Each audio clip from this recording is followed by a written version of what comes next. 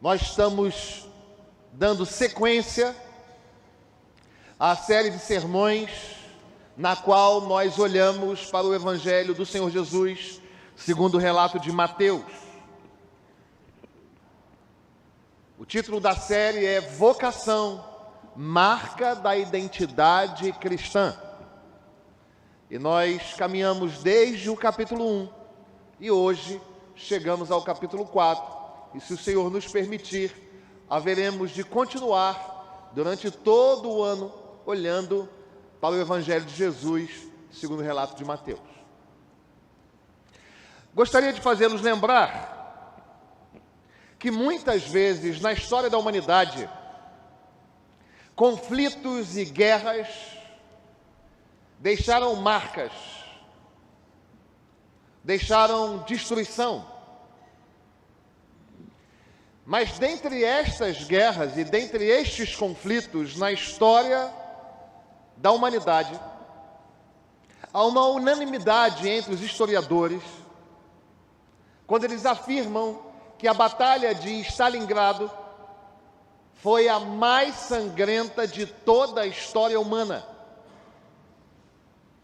A Batalha de Stalingrado se deu durante o período da Segunda Guerra Mundial.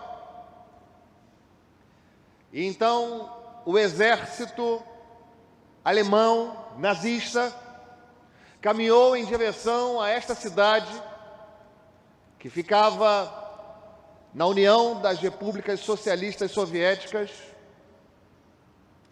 e avançou para Stalingrado, causando muitas baixas no exército russo.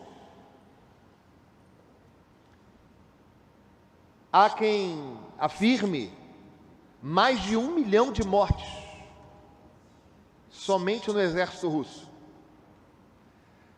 E durante o tempo de batalha, o clima na Rússia começou a ficar frio, cada vez mais frio. O exército alemão então começou a sofrer demais com este frio. E houve então um contra-ataque do exército russo, gerando mais de 800 mil baixas, mais de 800 mil baixas. Portanto, somando mais de 1.100.000 baixas, com mais de 800 mil baixas, são quase 2 milhões de pessoas que morreram nesta batalha sangrenta. O que importa dizer é que as guerras são assim.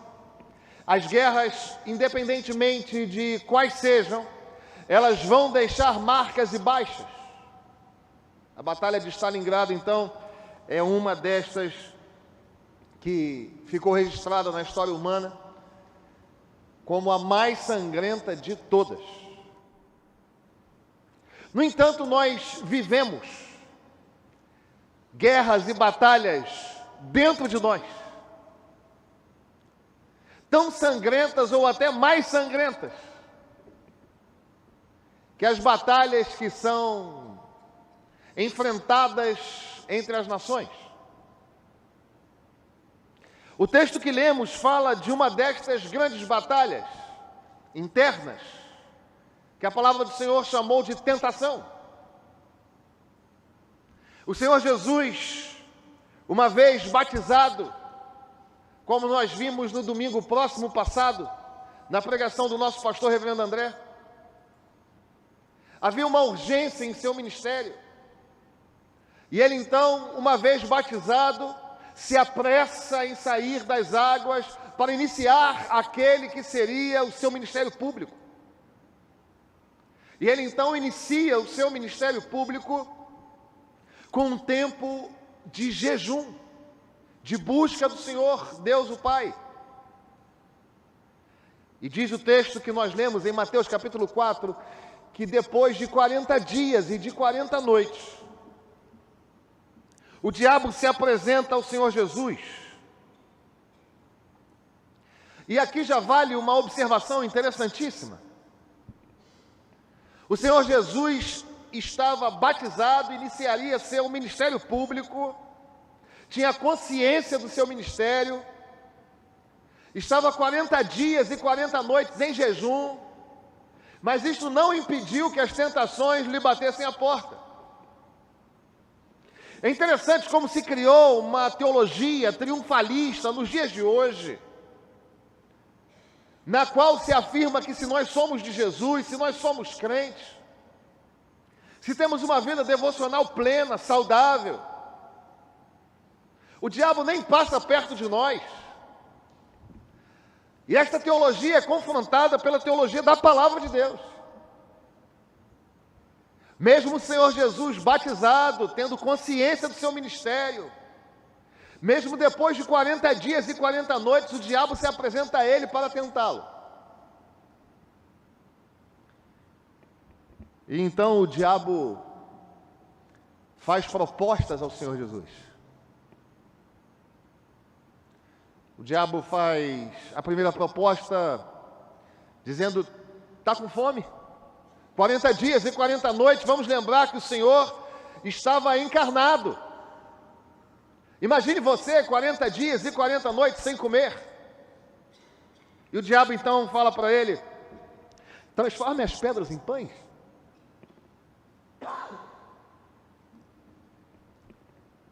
E o Senhor responde: está escrito, não só de pão viverá o homem. E logo depois então, o diabo o leva a um lugar e diz: desta altura, se você se jogar, não vai acontecer nada, porque está escrito que o Senhor, Deus o Pai, dará ordens aos anjos a seu respeito. E o Senhor Jesus diz: está escrito, não tentarás o Senhor teu Deus. E o diabo tenta ainda uma última possibilidade. Leva o Senhor a um lugar do qual seria possível ver os reinos dos povos. E o diabo afirma: tudo isso vai ser seu, se você se inclinar e me adorar.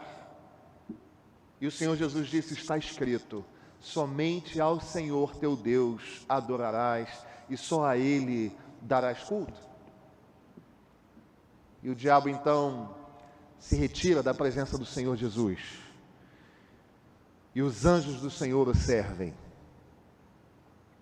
Eu gostaria de falar com você nesta manhã, meu irmão querido, minha irmã amada, você que está conosco aqui, você que nos acompanha remotamente, que estar na presença do Senhor, que ser de Jesus, não inviabiliza esse tipo de batalhas nas quais nós somos encontrados de segunda a segunda.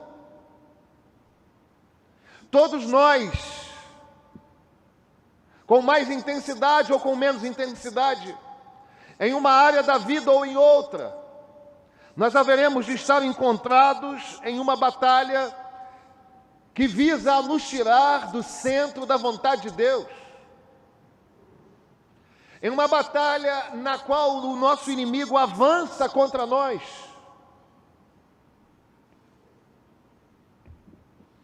E tenta nos fazer, por meio das nossas atitudes, palavras, pensamentos, omissões, entristecer o coração de Deus, o nosso Pai.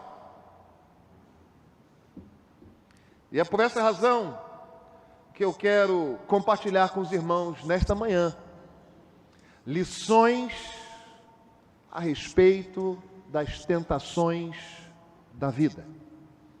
Lições a respeito das tentações da vida. Sim, todos nós haveremos de ser tentados ainda hoje, talvez até agora.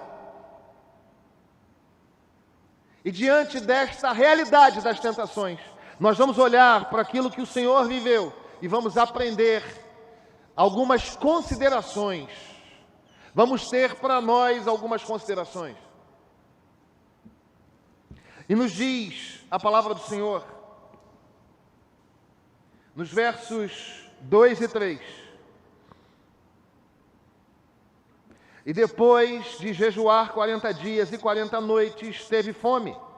Então o tentador, aproximando-se, lhe disse: se és o Filho de Deus, manda que estas pedras se transformem em pães. A primeira lição que eu quero destacar para você é, por mais que isto pareça óbvio para alguns, eu quero dizer que na estrada da vida, nos desertos da vida, o diabo há de nos atacar. Sim, nós não falamos nos púlpitos das nossas igrejas a respeito do diabo. Nós não damos valor a ele. Nós não damos valor à obra dele. Porque só há um nome a ser exaltado entre nós, nos nossos cultos, que é o nome de Jesus. Nós enfatizamos a vida, a obra, a morte e a ressurreição do Senhor Jesus. Mas isso não deve embaçar os nossos olhos a respeito de quem é o diabo. A palavra do Senhor o chama de inimigo. A palavra do Senhor o chama de tentador. A palavra do Senhor chama-o de dragão, que é a serpente, lá do Éden. A palavra do Senhor o qualifica como aquele que tem raiva, ódio, fúria. A palavra do Senhor diz que o diabo é aquele que veio para matar, para roubar e para destruir. E nós não podemos andar, irmãos, como se esta realidade espiritual inexistisse. Como se o diabo fosse uma figura mítica. Você pode não acreditar, mas existem teólogos que dizem que diabolos é aquele que separa. Portanto, se você tem no coração um desejo de se separar do irmão, isso é algo da sua consciência, isso é algo da sua personalidade, isso é algo do seu caráter, isso nada tem a ver com o mal, mas isso é uma mentira. O diabo não tem todo o poder, porque todo o poder foi dado ao Senhor. Mas ele tem poder.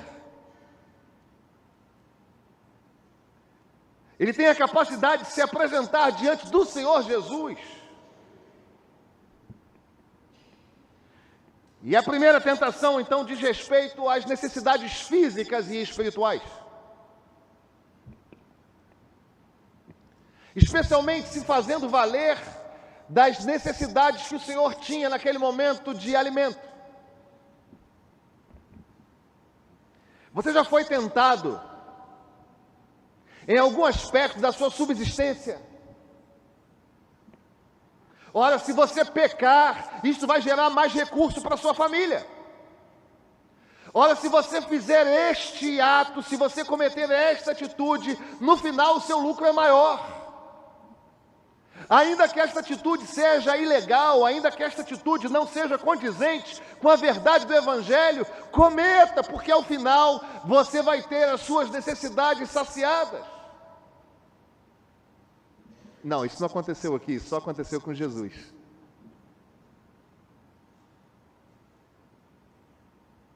Se você está enfrentando dificuldades nos seus relacionamentos, especialmente no seu relacionamento conjugal, supra esta necessidade de afeto pecaminosa com o adultério. Ninguém vai saber, isto vai fazer bem ao seu coração. Aliás, é o que temos ouvido por aí: faça o melhor para você mesmo. Isto é mentira, irmãos. Um abismo vai chamar outro abismo. A segunda tentação tem a ver com o fato de o Senhor ser tentado numa postura incondizente, inconveniente, diante de Deus o Pai. Já que o Senhor, lá no Salmo 91, no verso 11, disse que os filhos do Senhor são guardados pelos anjos do Senhor, então joguemo-nos dos altos andares, porque Ele há de nos preservar. Não nos cuidemos com a vida, atravessemos as ruas de qualquer forma, andemos distraidamente num estado que jaz em violência, porque, aliás, Deus vai cuidar de nós. Isso é mentira, irmãos. Não tentarás o Senhor teu Deus. Eu sou de Jesus, então eu saio a hora que eu quiser sair, passo pelas piores áreas do Rio de Janeiro. Poderia passar por uma área melhor, mas eu vou para uma área pior, porque o Senhor vai cuidar de mim. Não tentarás o Senhor teu Deus, irmãos. Prudência.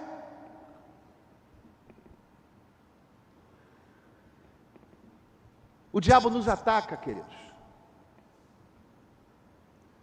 A última tentação do diabo, então, esta é uma realidade constante na minha vida e na sua vida.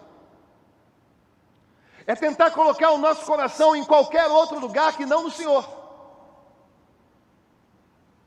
Adore o seu marido, adore sua esposa, adore os seus filhos, adore o seu casamento, adore a sua igreja, adore a teologia.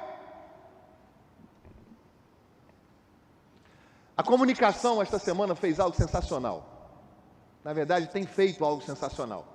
Colocaram um sermão, um fragmento de um sermão meu. E é lindo, porque nós professamos a eleição incondicional, a expiação limitada. Nós somos presbiterianos. Acreditamos que isto é uma doutrina que encontra fundamento na Escritura. E a quantidade de pessoas agredindo, irmãos, mas agredindo mesmo. Você fica surpreso assim, como é que pode isso? Como se o céu fosse somente dos calvinistas, ou por outro lado, se ele fosse só dos arminianos. A questão é o quanto a nossa teologia tem ocupado a primazia na nossa relação com o próprio Deus. Porque se a sua teologia te coloca no lugar de ofender e de banir irmãos, a sua teologia está torta e equivocada. Isso é adoração, irmãos. Eu creio, em nome de Jesus, que lá no céu haverá calvinistas e arminianos,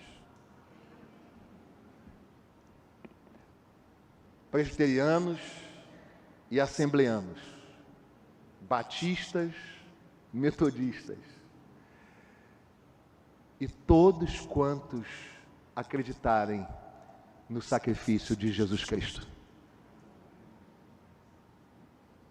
Mas esta é uma tentação. Existem pessoas que, por causa de um viés identitário, filosófico, até de natureza política, não falam com parentes, irmãos. Isso é idolatria.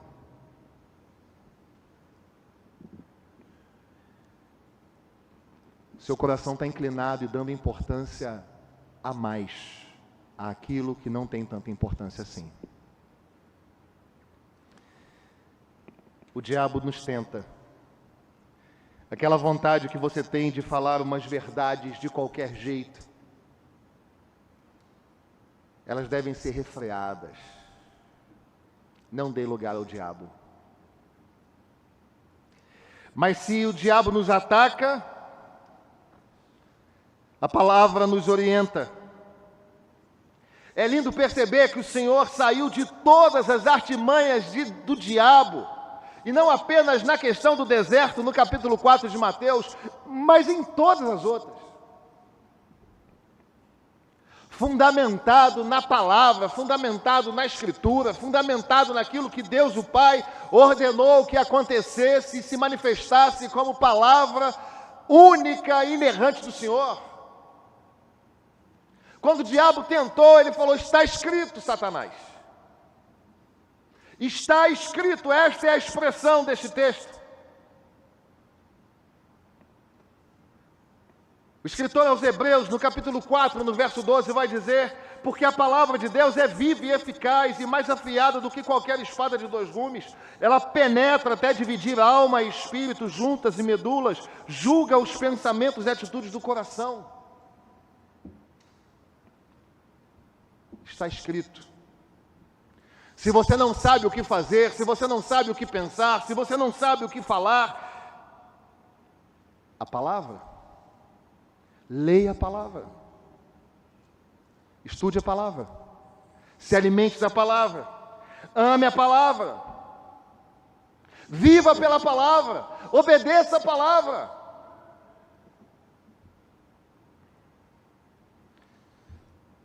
Tiago vai dizer no capítulo 4, no verso 7, sujeitai-vos, pois, a Deus, resisti ao diabo, e ele fugirá de vós. Existem pessoas que falam, resistir ao diabo e ele se afastará de vós. Não é este o texto bíblico. Em primeiro lugar, é sujeitai-vos a Deus. Façam aquilo que o Senhor quer que você faça. Viva por aquilo que o Senhor quer que você viva. Sujeite-se à palavra do Senhor. E aí o diabo vai fugir de nós. A realidade é que nós somos atacados pelo diabo. E que por muitas vezes nós caímos. Por causa da nossa pouca afinidade com a palavra de Deus. A verdade é que nós somos tentados a falar e a sentir. A verdade é que por muitas vezes o nosso nome está no rol de membros de uma igreja. Nós somos até envolvidos com a igreja. Estamos em reuniões e mais reuniões. Temos atas e mais atas. No entanto, o nosso afastamento da palavra nos faz cair, irmãos. Nós agimos de forma inadequada. Nós falamos de forma inadequada. Nós temos no coração sentimentos inadequados. E não somos confrontados com a palavra, porque nós, por vezes, não as lemos.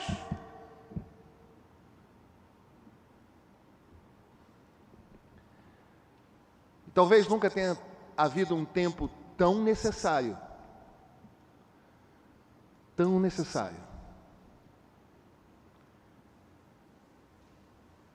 em que nós tivéssemos que ter a palavra.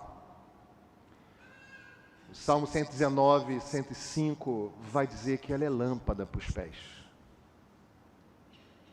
Ela é luz para o caminho. Às vezes você tem uma vontadezinha de responder, não tem? Eu tenho. Às vezes você tem uma vontadezinha de guardar um sentimentozinho inadequado no coração, não tem? Se você não tem, eu tenho. É um momento de confissão aqui, irmãos. Às vezes você tem vontade de agir perversamente, não tem? Se você não tem, eu tenho. Olha, aqui eu estou confessando diante da minha igreja. E ou você se sujeita à palavra de Deus, ou você vai ceder à tentação. Pastor, mas tem motivo, hein? A palavra do Senhor fala que nós devemos obedecer à palavra. E talvez você pense, pastor, mas não tem o menor sentido isso. Se eu não fizer o que eu estou pensando, eu vou infartar. Se eu não responder como eu quero, pastor, acho que eu vou ter um aneurisma. Irmão, resista e seja fiel ao Senhor. Seja fiel à sua palavra, obedeça a palavra. Porque o texto não termina aí. O diabo nos ataca, a palavra nos orienta, mas o Senhor nos sustenta. Olha o que diz o verso de número 11. Com isto, o deixou o diabo, e eis que vieram os anjos e o serviram. Vale a pena viver pela palavra, vale a pena obedecer a palavra, vale a pena resistir ao diabo, vale a pena se sujeitar à palavra do Senhor, vale a pena. Vale a pena dizer não aos sims desse mundo. Vale a pena dizer não àquilo que o Senhor diz não. Vale a pena viver para a glória de Jesus, porque é certo que ele não dormita e não dorme. É certo que a sua descendência não vai mendigar o pão. É certo que ele dará ordens aos seus anjos para que nos sirvam. É certa a bênção do Senhor. É certo o cuidado do Senhor, irmãos, vale a pena.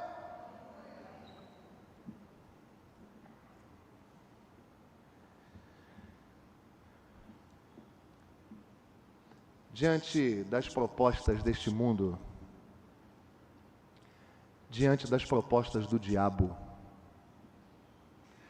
diante das propostas do pecado,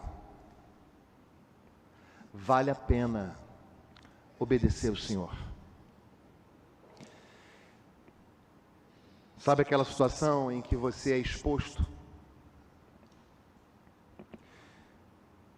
e a mentira parece ter um lugar de resolução? Sabe? Você já viveu isso? Se eu mentir aqui, resolvi. Se eu burlar aqui, resolvi. Se eu me inclinar aqui, diante deste Deus, com D minúsculo, resolvi a vida. Vale a pena obedecer a palavra. Vale a pena, porque o Senhor há de prover. O Senhor há de responder. O Senhor há de honrar. Nós podemos confiar no Senhor. Nós podemos crer. E ainda que aqui, humanamente falando, nada mude. Ainda que de fato a nossa postura obediente ao Senhor não gere transformações aos nossos olhos, haverá o dia em que nós vamos nos encontrar com o Senhor da nossa vida. E Ele dirá: você foi fiel no pouco, sobre o muito eu vou colocar você. A nossa vida, irmãos, não é circunstanciada por aquilo que diz respeito ao andar da terra. Nós haveremos de prestar contas diante do nosso Deus um dia. E nós precisamos viver para glorificá-lo. Irmãos, cuidado com aquilo que você faz e fala nas redes sociais. Cuidado com aquilo que você faz e fala nos grupos de WhatsApp. Cuidado com aquilo que você faz e fala no ambiente da sua empresa. Pastor, mas este evangelho é um evangelho moral. Não, ele não é um evangelho moral, não. Mas ele tem aspectos morais.